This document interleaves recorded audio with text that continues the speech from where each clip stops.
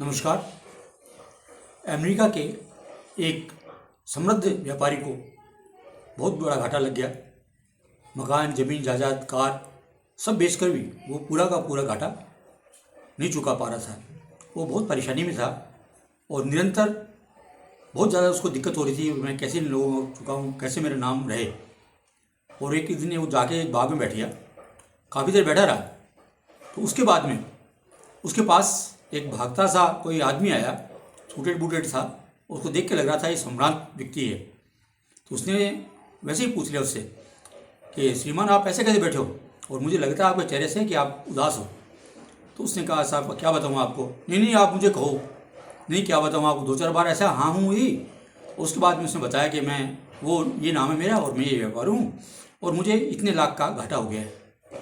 तो उस आदमी ने थोड़ी देर सोचा, जो आदमी बात करने आया था उससे, और उसने एक चेकबुक निकाली और $10 लाख का चेक काट दिया। बोले शायद आप मुझे जानते नहीं, मैं जॉन डी रॉकफेलर हूँ। तो उसने नाम सुना था कि अमेरिका का सबसे समृद्ध व्यक्ति है उस समय डी रॉकफेलर है। तो वो उसने चेक लिया, बहुत धन्यवाद दिया उसको, बहुत सारा धन्यवाद दिया। उसने कहा नहीं नहीं, लेकिन ध्यान रखना अगले साल हम इसी दिन इसी समय इसी बाग में मिलेंगे और तब तक तुम अपना व्यापार बढ़ा लेना और ये मेरा जो कर्जा है $10 लाख का ये मुझे चुका देना। उसको बड़ा आश्चर्य हो रहा था, लेकिन उसने इसको ईश्वर की बात मान के कि ईश्वर की देन है ये मान लिया और वो उस चेक को लेकर अपने घर चला गया। लेकिन रात को उसकी खुददारी ने उसे झकझोरा। उसको लगा कि एक अनजान व्यक्ति से $10 लाख की आप मदद ले रहे हो, आप खुद क्यों नहीं अपने काम को जोर लगाए करते। तो उसने बहुत मेहनत की और संयोग से कर्म और परिश्रम दोनों ने साथ दिया, यानी भाग्य और परिश्रम दोनों ने साथ दिया। और 5-7 महीने के अंदर ही उसकी वो स्थिति हो गई कि वो वापस अपने व्यापार में ठीक होने लगा। उस समय तक उसने उस चेक को भुनाया नहीं।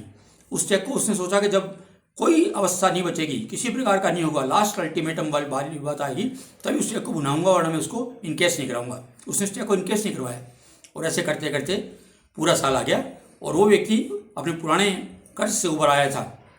निश्चित तारीख तिथि को वो पहुँचा, उस समय पहुँचा, बाग में पहुँचा और वो बड़ा खुश था कि आज मैं ये चेक उसको वापस लौटाऊंगा कि साहब मैंने आपका चेक को एनकेस नहीं किया है और मैं लौटाऊंगा।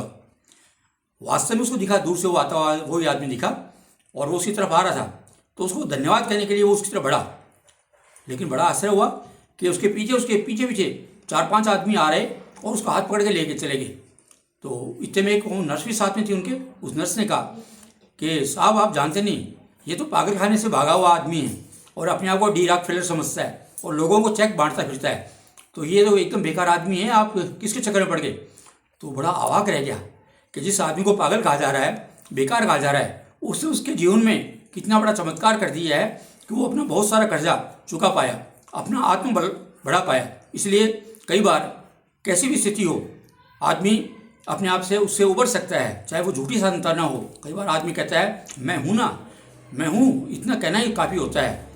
और वो जो लोग जो मुंह पे आपकी बड़ाई करते हैं या आपको अच्छा कहते हैं, वो लोग कई बार काम नहीं आते हैं।